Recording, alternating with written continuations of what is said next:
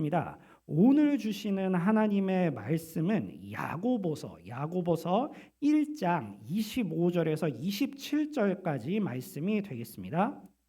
야고보서 1장 25절부터 27절까지 말씀이며 제 성경으로는 신약 372면에 있습니다. 자, 그러면 다 찾으신 줄 믿고 저와 함께 합독을 하도록 하겠습니다. 읽겠습니다. 자유롭게 하는 온전한 율법을 들여다보고 있는 자는 듣고 잊어버리는 자가 아니요 실천하는 자니 이 사람은 그 행하는 일에 복을 받으리라. 누구든지 스스로 경건하다 생각하며 자기 혀를 재갈 물리지 아니하고 자기 마음을 속이면 이 사람의 경건은 헛것이라. 하나님 아버지 앞에서 정결하고 더러움이 없는 경건은 곧 고아와 과부를 그 환난 중에 돌보고 또 자기를 지켜 새 속에 물들지 아니하는 그것이니라. 아멘. 이 시간에 담임 목사님께서 나오셔서 참 경건은 이라는 제목으로 말씀 전하실 때 큰 은혜 받으시길 바랍니다.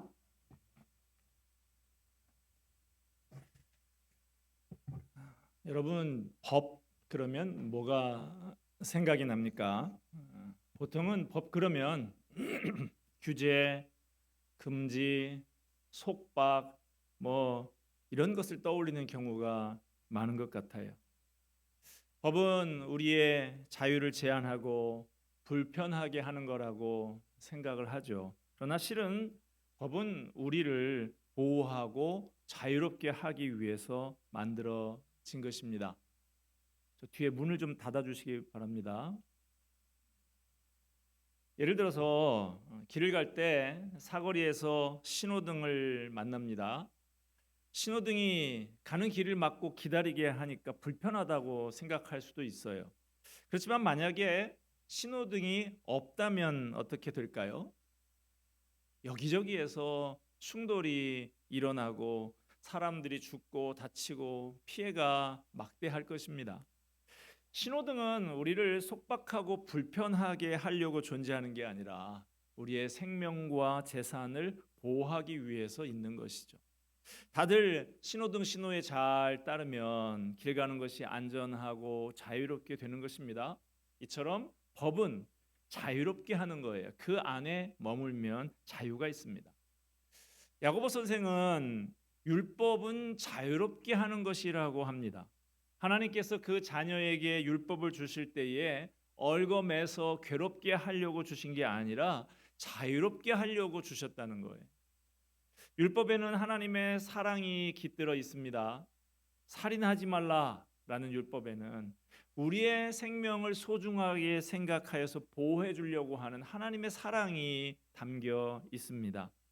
간음하지 말라 하는 율법에는 결혼과 가정을 귀하게 여기시고 우리의 순결을 지켜 주시려고 하는 하나님의 사랑이 들어 있습니다. 모든 사람이 이 율법을 지킨다고 하면 우리 딸들이 밤늦게 다녀도 걱정할 필요가 없는 것이죠. 도둑질하지 말라라는 율법에는 우리가 땀 흘려서 모은 재산을 지켜주시려고 하는 하나님의 사랑이 묻어 있습니다. 거짓 증거하지 말라는 법도 마찬가지예요. 남에게 속고 사기당하고 하면 얼마나 기분이 나쁩니까? 이런 아픔을 당하지 않도록 보호하려고 하나님께서 거짓말하지 말라는 계명을 주셨습니다. 이렇게 하나님의 율법, 하나님의 말씀은 근본적으로 우리를 생각하시는 하나님의 사랑과 배려에서 비롯된 것입니다. 얼마나 감사한지 몰라요. 그런데도 많은 사람이 하나님의 말씀을 속박으로 느낍니다. 왜 그렇습니까?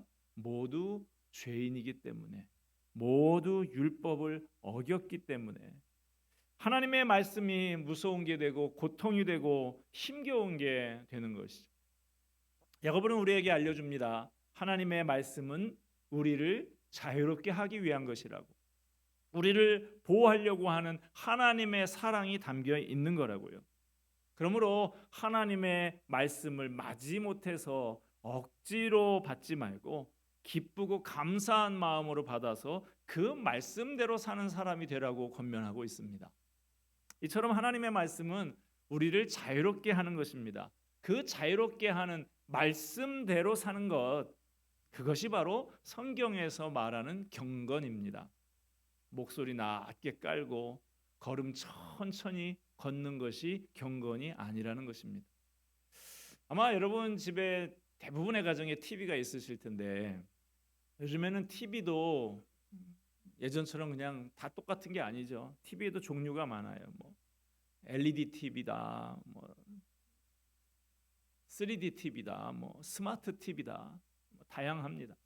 그렇지만 TV의 본질, TV가 TV다우려고 하면 다른 거는 다 달라도 두 가지의 절대적인 기준이 필요한 것이죠. 두 가지가 꼭 나와야 되는데요. 소리가 나와야 하고 화면이 나와야 하는 것이죠. 소리는 나오는데 화면이 안 나온다. 그 TV는 TV로서의 존재 가치가 없는, 쓸모가 없는 TV가 되는 것이죠.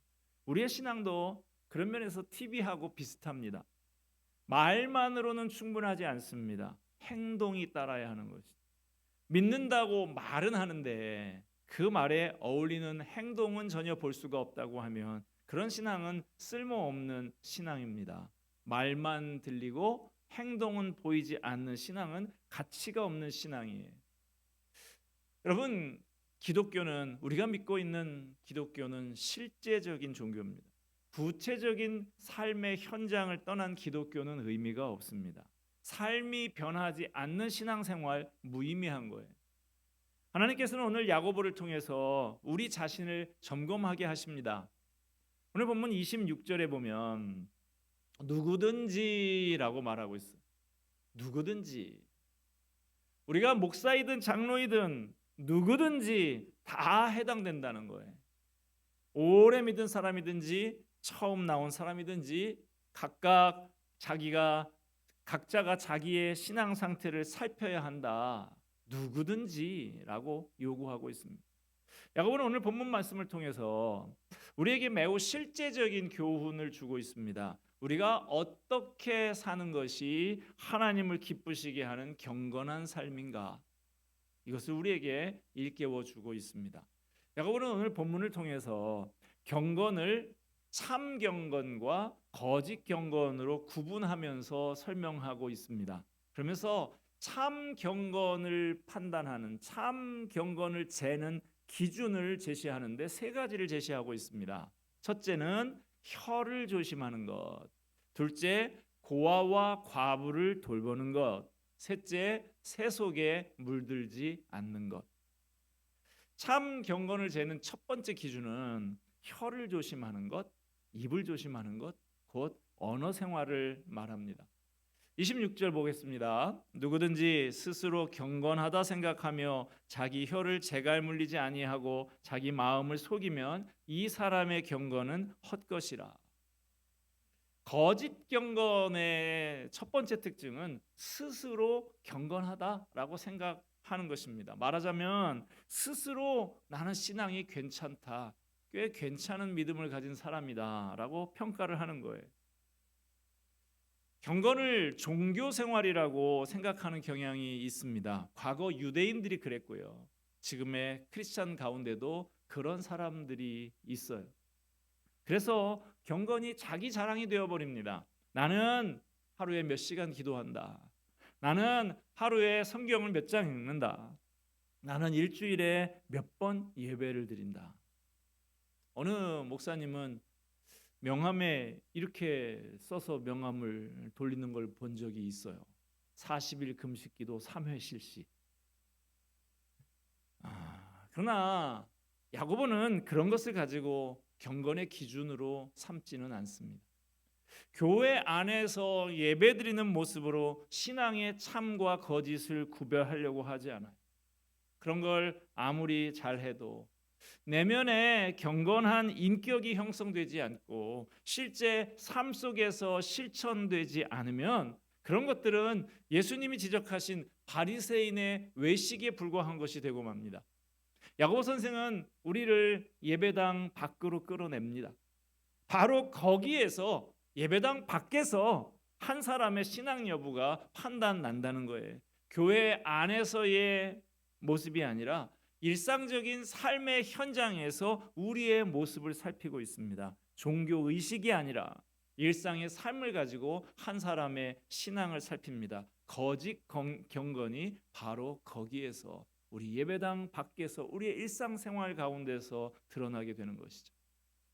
거짓 경건이 잘 드러나는 현장은 일상의 언어 생활입니다. 기도하는 태도나 말씨를 가지고 경건한지 아닌지 판단하는 것은 거의 불가능해요. 기도 중에야 함부로 막말하는 사람이 누가 있겠습니까? 우리가 평소에 말하는 것이 우리의 신앙을 저울질합니다. 헛경건인지 참경건인지 짝퉁신앙인지 순정품 신앙인지 말하는 것을 보면 드러나게 됩니다. 스스로 신앙인으로 자부하면서도 자기의 혀를 제어하지 않고 마음대로 말을 내뱉는다면 그 사람의 경건은 거짓 경건인 거예요. 나름 열심히 예배에 출석하고 교회 봉사도 많이 한다고 합니다. 나는 경건하다. 내가 지금 예배에 나와 있으니까, 교회에서 봉사하고 있으니까 하나님이 기뻐하시겠지. 그러나 이 사람의 경건은 헛것이라고 성경은 말하고 있어요. 모름지기 경건의 첫걸음은 말조심하는 것입니다. 그러므로 혀에 재갈을 물려서라도, 오늘 본문의 말씀의 표현에 의하면 혀에 재갈을 물려서라도 쓸데없는 말을 하지 말라고 합니다. 먼저 하나님 앞에서 말조심해야 됩니다. 하나님이 우리를 어디로 인도하시든지 하나님의 선하신 뜻이 있음을 생각하면서 늘 감사하고 만족하는 삶을 살아야지, 힘들다고 하나님께 원망, 불평 늘어놓아서는 아니 되는 것이죠. 하나님이 이스라엘 백성들을 종살이하던 애굽 땅에서 해방시키셨습니다. 그들을 축복의 땅, 약속의 땅으로 인도하고 계신데, 이스라엘 백성들은 광야에서 그 광야 생활 힘들다고 하나님 향해서 원망과 불평을 쏟아놓았죠. 죽겠다, 망했다. 하나님이 어떻게 하셨습니까? 그들이 말한 그대로 이루어 주셨어요. 민수기 14장 28절 말씀 보면, 너희 말이 내 귀에 들린 대로 내가 너희에게 행하리니. 너희가 죽겠다 그러면 너희 말이 내 귀에 들린 그대로 그래 죽여줄까? 너희가 망했다 그러면 그래 너희 말 그대로 들린 그대로 망한 대로 망하게 만들어줄까? 하나님 앞에서도 말 조심해야 되겠지만 사람들 앞에서도 함부로 말해서는 아니 됩니다. 26절에 혀를 재갈 물리지 않는다 그랬는데요. 어떤 경우를 염두에 둔 것인지 구체적으로 알 수는 없어요. 그러나 칼빈을 비롯한 여러 사람들의 일치된 견해는 혀를 재갈 물리지 않는다라고 하는 것은 남을 비방하는 것을 의미한다라는 거예요. 다른 사람의 허물을 들춰서 함부로 비방하면서 자기는 그렇지 않은 듯이 처신하는 것이 바로 거짓 경건의 모습입니다. 제 멋대로 상상해서 말을 지어내고 작은 일을 크게 부풀려서 말을 만드는 것이 얼마나 사람의 마음에 상처를 주는지 몰라요. 오래전 일이죠. 저 논산에 있는 육군 훈련소에서 훈련받던 훈련병 하나가 수류탄 투척하는 훈련을 하는 중에 수류탄을 힘껏 던졌습니다. 그런데 그걸 앞으로 던진 게 아니라 잘못해가지고 뒤로 수류탄이 날아갔죠. 그래서 그 대기하고 있던 동료들 중간에 떨어졌습니다. 그게 폭발하게 되면 많은 사람들이 죽고 다치게 되니까 그 옆에 있던 교관 강제구 대위라고 하는 사람이 몸을 날려서 그 수류탄을 자기 몸으로 막았죠. 그 강제구 대위의 몸이 쾅 너덜너덜하게 다 떨어져서 그렇게 죽으면서 그 옆에 있던 다른 훈련병들을 보호했다라고 하는 것 아닙니까? 여러분, 훈련되지 못한 병사, 나라를 지키기는커녕 자기 동료를 죽입니다. 마찬가지예요. 우리의 입을 훈련시키지 않고 함부로 놀리게 되면 교회를 부흥시키고 하나님의 나라를 확장시키는 것이 아니라 영혼을 죽이고 전도의 문을 막게 되는 것이죠. 발명가 에디슨의 그 일화들이 많이 우리에게 전달되고 있는데 그 중에 한 이야기입니다. 에디슨이 정원을 아름답게 꾸몄습니다. 그런데 어느 날 자고 일어나서 보니까 정원이 엉망이 되어 있더래요. 도둑이 와가지고 꽃을 다 따간 거예요. 꽃을 따간 것만 해도 그렇지만 꽃만 좀 예쁘게 따가면 좋겠는데 줄기를 다 잡아가지고 뿌리를 뽑아놓고 그런 경우도 많이 있었다는 것이죠. 그냥 얼마나 속이 상했겠습니까? 에디슨이 자기 집으로 들어가서 큰 종이에다가 이렇게 썼습니다. 그래서 그것을 게시를 했어요. 꽃도둑님, 앞으로 꽃을 꺾으실 땐 손으로 꺾지 마시고 부디 여기 매달아 놓은 가위를 이용해서 잘라주시면 대단히 감사하겠습니다.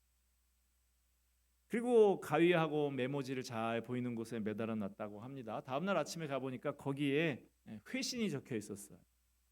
꽃 주인님, 댁이 매달아 놓은 가위는 잘 들지 않아요. 잘 갈아서 다시 매달아 주세요. 얼마나 여유가 있습니까? 우리나라 쓰레기 투기 현장 같은 데 가보면은 뭐 얼마나 험한 말들 막 써 붙이고 그렇습니까? 얼마나 그거 비교해 보면 얼마나 차이가 있나라는 생각이 들어요. 내가 속상하다고 해서 가시돋침말로 상대방을 아프게 하면 결국 그게 내게로 돌아오게 됩니다. 말은 마음의 창이라 하는 말이 있지요. 말이 그 사람의 영혼의 상태가 어떤가 하는 것을 보여준다는 것이죠. 남을 비방하고 험담하는 사람은 그 마음이 삐뚤어져 있다라는 것을 보여준다는 거예요. 영적인 상태가 바르지 못하는 것을 알 수 있다는 것입니다. 참 경건의 첫 걸음은 말 조심하는 것입니다.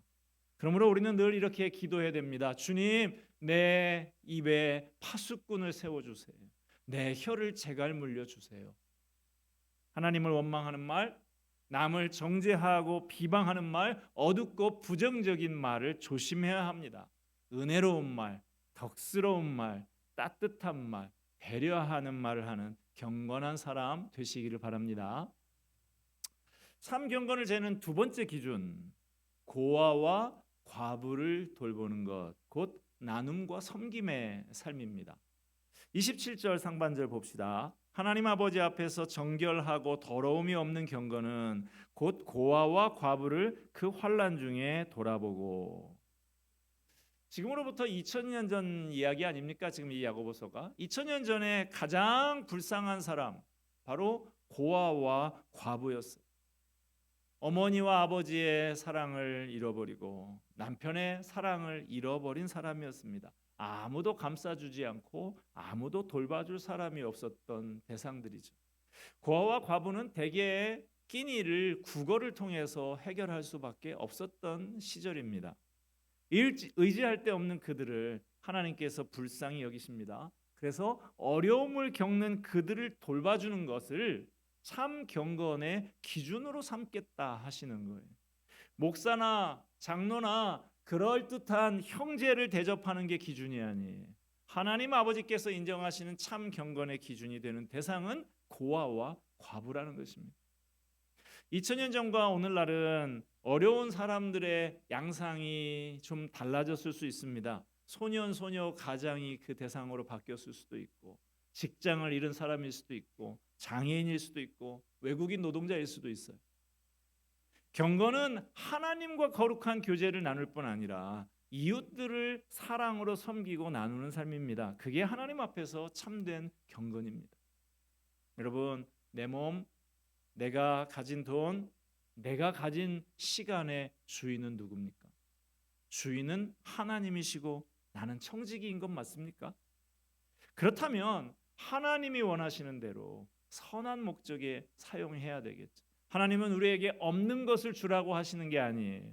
그저 하나님이 우리에게 맡기신 것 가운데 일부를 떼어서 나눠주라고 하십니다. 여러분, 우리가 가진 것들 어차피 죽을 때 되면 다 죽어가야 되는 거 아닙니까? 죽을 때 가서 주면 좋은 소리 못 듣는 것이죠. 살아 있을 때 베풀고 나눠줘야 하나님과 사람에게 칭찬과 귀중히 여김을 받습니다. 하나님 앞에 정결하고 더러움이 없는 경건은 자기 중심적이고 이기적인 삶이 아닙니다. 남을 생각하는 삶이에요. 힘겹게 살아가는 사람에게 축복이 되어주는 삶입니다. 나를 필요로 하는 사람에게 받은 축복을 나눠줘야 합니다. 그럴 때 그리스도의 인격을 닮아가는 참 경건을 이루게 됩니다. 참 경건을 재는 세 번째 기준은 세상에 물들지 않도록 자기를 지키는 것입니다. 27절 하반절 봅시다. 자기를 지켜 세 속에 물들지 아니하는 그것이니라. 교회에서는 경건한 척합니다. 그러나 그 사람이 세상에서 어떻게 살아가는지 봐야만 정말 경건한 사람인지 아닌지 알 수 있다는 거예요. 세상은 타락했습니다. 타락한 세상은 우리를 여러 가지로 유혹합니다. 우리는 매우 혼탁한 세상에 살고 있습니다. 권모술수가 난무하는 시대에 살고 있습니다. 세상이 하도 그렇다 보니까 정직하고 깨끗하게 사는 사람이 바보 취급당하고 웃음거리가 되는 경우가 왕왕 있습니다.